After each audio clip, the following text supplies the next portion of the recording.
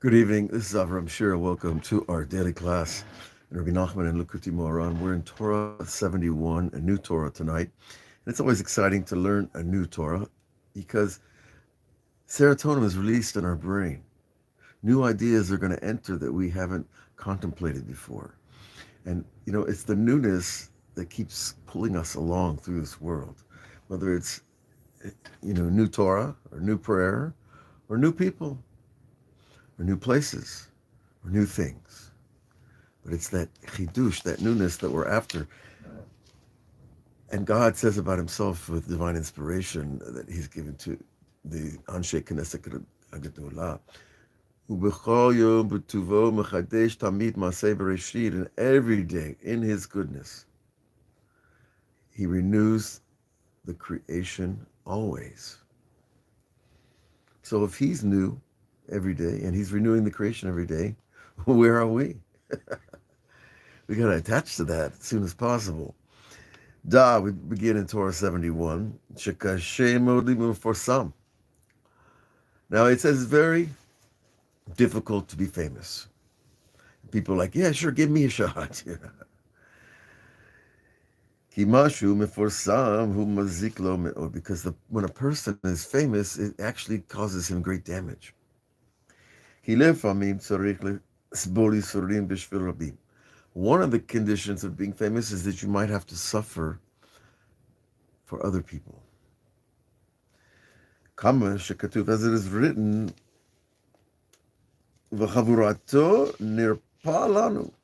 in his friendships, nirpalanu, he will be paying out for us, i.e. punishments. Because when a person is famous, when you're famous is an aspect of this idea, I will apportion him into the multiples, into the multitudes. What does that mean?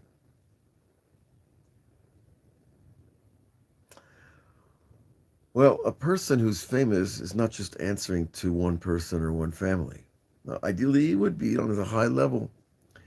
But most people, when they interact with fame, they have to answer to their public, to their record company, to their political advisors, to their handlers, to their coaches, to their trainers.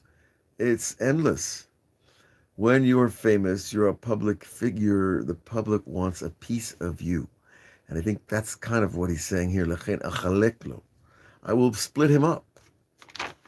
Okay, tzarich lisbol isurin bishvil rabim, and therefore he has to suffer for the majority, suffer for the multitude of people. Ki alav ne'emar, about that famous person is written, nirpalano. He repeats the verse, and amongst his friends, he will be punished for us. He will be take on the punishment for us. But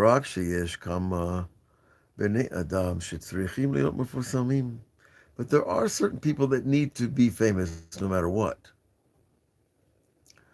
And God makes them famous specifically because that's their role.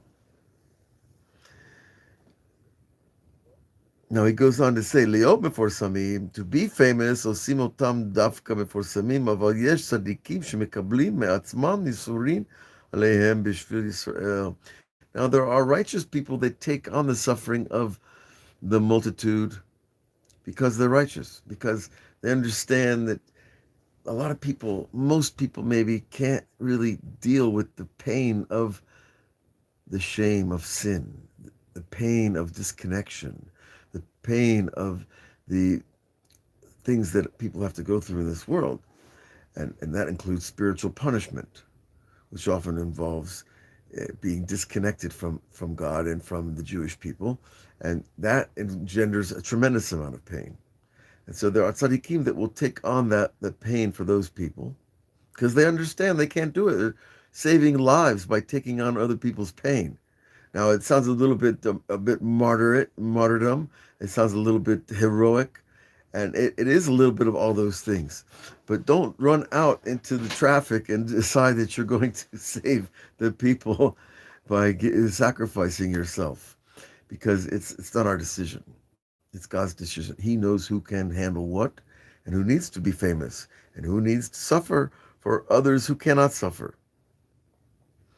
ובזה מחליף עם השפע, and in doing so, when a person receives suffering for others, and they can die for others, there's a machlif, there's an exchange of life force that goes to the soul, where what is suffering is not experiencing the life force of God. And if a person says, no, I'll give you my life force, you better think twice or three times about it.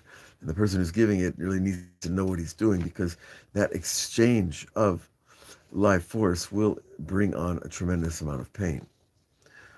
And this is the idea from the verse in Yechezkel, Uveshtam Yechasei Panav, and in two wings the angel will cover over his face. But here the two is the idea of two souls can cover over another soul. And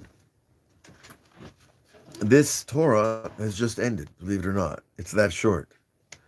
But maybe it needs to be that short. Maybe Rabbi Nachman knew what he was doing when he put this Torah in here as such a short one, because it's such an important idea. Because the world, our generation especially, has had more access to self-making fame than any generation. And, this is proof sitting here on Facebook and YouTube and Insight Timer and Web Yeshiva and everywhere, that we have this ability to make ourselves famous. Now, some people choose to do it in very humorous ways, sometimes silly, sometimes foolish, sometimes other entertaining, and sometimes downright dangerous. The dangerous fame is when a person becomes so famous that other people, not like the Rebbe said here, want a piece of that action. But not only do they want a piece of it, they start calling that person into question. Why is he famous? Why does he deserve to be famous? As if it's a gift or some kind of honor. And rather, that fame, though, in Kabbalah is judgment. It's inviting judgment. It's inviting investigation. It's inviting people into your lives, into your business, into your cheshbonot, into your accounts, literally. And especially your spiritual account. How well are we doing spiritually? Well, I would not want to say, I don't know, and don't think I'd want to say it publicly. I'd like to think that there's ups and downs, which there are. And there are days where you really feel up and close to Hashem, and days that you feel really far. But the idea of being famous is the idea of exposing ourselves to the external forces, what we call the klipot. And when we're exposed to them, it brings judgment upon ourselves, our families, our children. And, there's going to be more about this idea in the next Torahs. And so I want to invite you to come along and join us on them. But he tells us that a person, through fame, can actually come to murder, because a person gets so attached to his level of fame, and those external forces that he makes himself vulnerable to might explain to him that it's a good thing to kill certain people that are his opposition across the aisle in the Senate, or his opposition, in a movie, or the opposition, in a sporting event. We have no idea what it's like to box a boxing match and make $50 million. Maybe a guy would kill for that. And that's part of being famous, because you're only getting that money because you're famous. So the pursuit of fame is an extremely dangerous business, and it'll make people exposed to things like, shochad, bribes, and extortion, right? Extorting money from people to get them to do things and threatening them, and it's just endless. And we've all seen it in every Hollywood movie. But when it comes to your door, it's a different test. It's not like just turning on your TV, right? Real fame is a big problem, and you'll see throughout the history of people that have been famous, many have suffered tremendously, and many have fallen, and many have been broken. terribly. So before we want to be famous, let's get close to God and be protected.